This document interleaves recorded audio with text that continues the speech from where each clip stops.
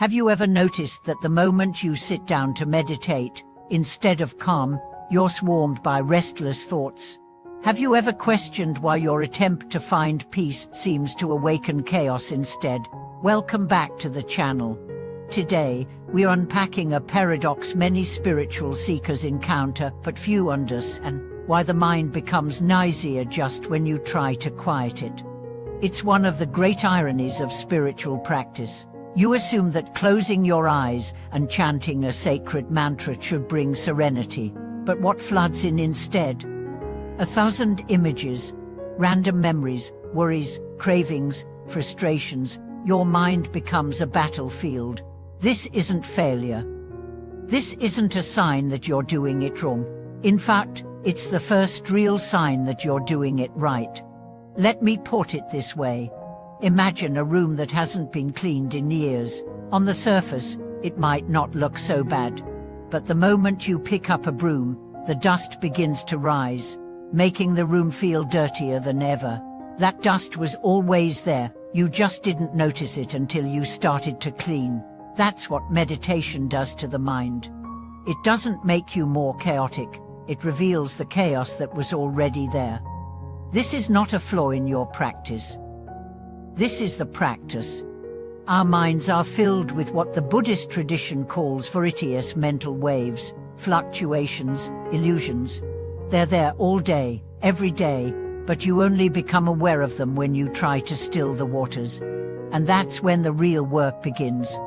Let's talk about a great analogy from Chan Buddhism.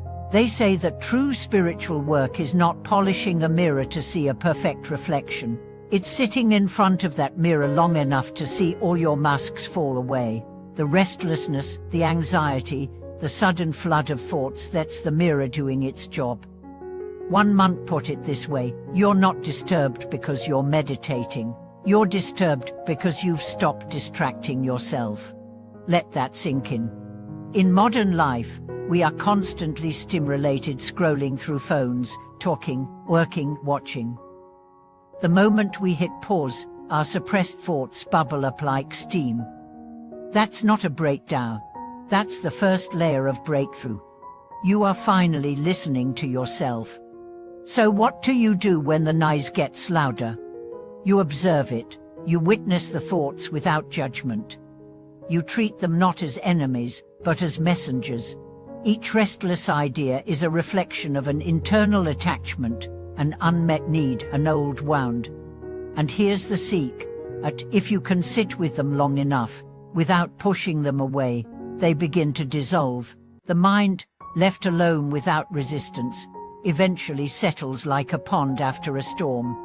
This is the practice of watching the watcher. You become aware of awareness itself. It's subtle, yes, but it's life-changing. There's an old saying in Zen: when the student is ready, the teacher appears. Sometimes, that teacher is not a person, but your own discomfort. When you're sitting in meditation, and your mind starts shouting at you, that's your teacher. It's asking, are you ready to stop running? There's a story I love of a woman who decided to attend a week-long silent retreat. On the first day, she was hopeful. On the second, she felt bored. By the third day, she was overwhelmed by emotion. She cried during meditation, felt like she was going insane. But by day 6, something shifted. The thoughts were still there, but she wasn't controlled by them. She said, I stopped trying to silence the mind. I just let it talk, and eventually, it got tired. That's freedom. This is not about suppressing your mind. It's about understanding it, not about resisting your thoughts, but letting them rise and fall without being swept away. A true meditator doesn't seek silence by force. A true meditator becomes so aware that even the noise becomes a kind of music. It's not always easy. There are days when you'll sit and wonder why you're doing this, days when the restlessness feels unbearable. But over time, something miraculous happens. The background noise begins to fade, not because it's gone, but because your relationship with it has changed. You learn to see thoughts as clouds passing through the sky of your mind. You realize that you are not the clouds, you are the sky. And with this shift, peace doesn't come from outside circumstances, it comes from within. Not because the world is silent, but because you are. It's important to remember that real spiritual growth often looks like regression. You'll feel worse before you feel better. That's because healing isn't about numbing the pain. It's about facing it with open eyes and a steady breath. We don't meditate to escape life. We meditate to meet life with more clarity, courage, and compassion. And what about the fear, the anxiety, the self-doubt? Bring it into the meditation. Don't push it away. Ask it what it wants to teach you.